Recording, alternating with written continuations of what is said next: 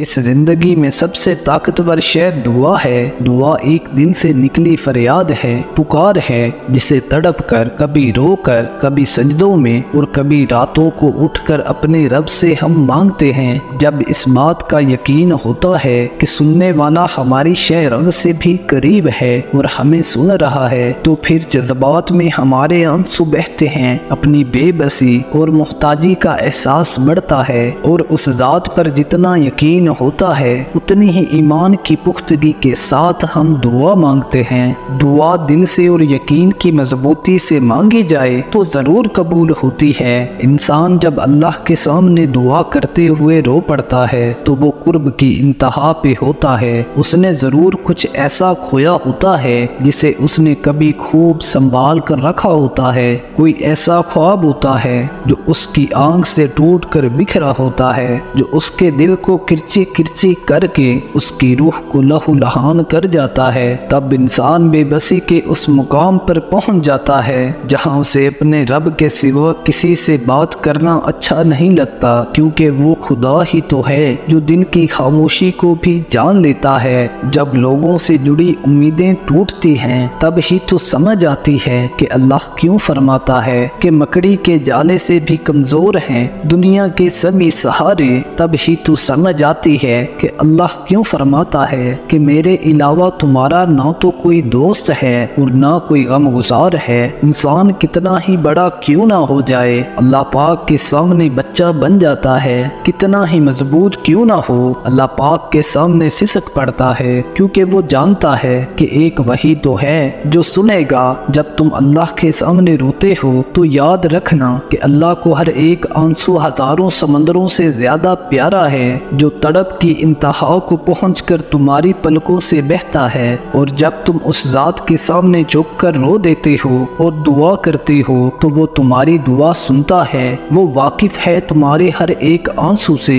ہر ایک تڑپ سے۔ وہ تمہاری تقدیر بدلے گا۔ تمہاری دعائیں، التجائیں رائیگاں نہیں ہوں گی، تم بس تھوڑا سا اور صبر کرو۔ وہ ان قریب تمہاری سوچ سے بھی بڑھ کر عطا کرے گا اور تمہارا یہ تڑپتا ہوا دل پرسکون ہو جائے گا۔ آج تم جس چیز کے لیے خدا کے سامنے رو رہے ہو، کیا پتا وہ تمہارے حق میں بہتر ہو یا نہ ہو۔ انسان جب اللہ کے سامنے رو کر دعا کے لیے ہاتھ اٹھاتا ہے تو اس کو معلوم ہو جاتا ہے کہ وہ کس مقصد کے لیے دعا کرنا چاہتا ہے، اور آنکھوں میں آنسو لیے جس سے وہ دعا کر رہا ہے وہ ایک عظیم ہستی ہے جس کے اختیار میں ہے کہ دعا قبول کرے۔ ارشاد خدا بندی ہے کہ تم لوگ اپنے پروردگار سے دعا کیا کرو، گڑ گڑا کے بھی اور چپکے چپکے بھی۔ حدیث میں آتا ہے کہ لوگو اپنے نفس کے ساتھ نرمی کرو، یعنی آواز پست رکھو۔ جس کو تم پکار رہے ہو وہ تمہاری دعائیں سننے والا اور قریب ہے۔ تمہارے آنسو جو تمہاری روح میں اترتے ہیں وہ اللہ کے سوا کسی کو دکھائی نہیں دیتے۔ وہ تمہاری تکلیف سے بے خبر نہیں ہیں، تم نہیں جانتے،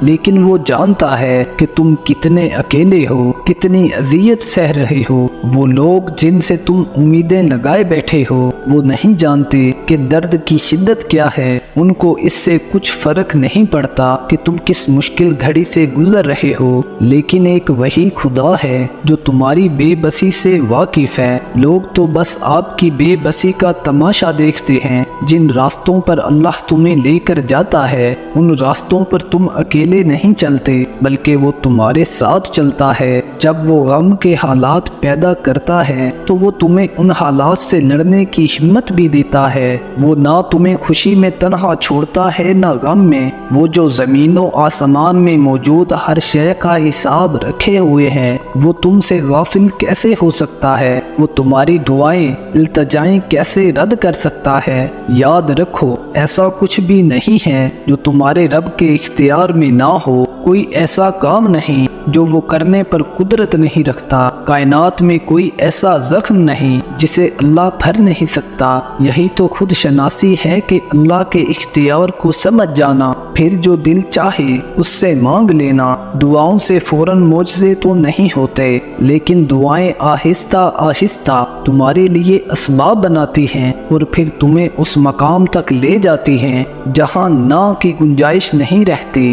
جہاں تمہارے یقین کے سامنے تمہارا نصیب بھی گھٹنے ٹیک دیتا ہے اور اللہ کن فرما دیتا ہے اور تمہیں تمہاری محبت سے نواز دیتا ہے۔ اپنے رب پر بھروسہ رکھتے ہو تو یہ جان لو کہ تمہارا رب تمہارے بھروسے کو کبھی ٹوٹنے نہیں دے گا۔ اپنے رب پر یقین رکھو، زیادہ سوچنا انسان کو ختم کر دیتا ہے۔ بس دعا کرو اور سب کچھ اپنے رب العالمین پہ چھوڑ دو جو اتنی بڑی کائنات کو رنگوں سے بھر سکتا ہے۔ تو کیا اسے تم نظر نہیں آتے؟ کیا اسے تمہاری بے بسی نظر نہیں آتی؟ اپنے رب پر کامل یقین رکھو، وہ تمہاری زندگی تمہارے پسندیدہ رنگوں سے بھر دے گا، وہ تمہاری ہر دعا پہ کن فرما دے گا۔ دعا ہے اللہ پاک ہم سب کے لیے آسانیاں فرمائے۔ چینل پر نئے ہیں تو ہماری حوصلہ افزائی کے لیے ویڈیو کو لائک اور چینل کو سبسکرائب کر لیں۔ ملتے ہیں اگلی ویڈیو میں۔ اللہ حافظ۔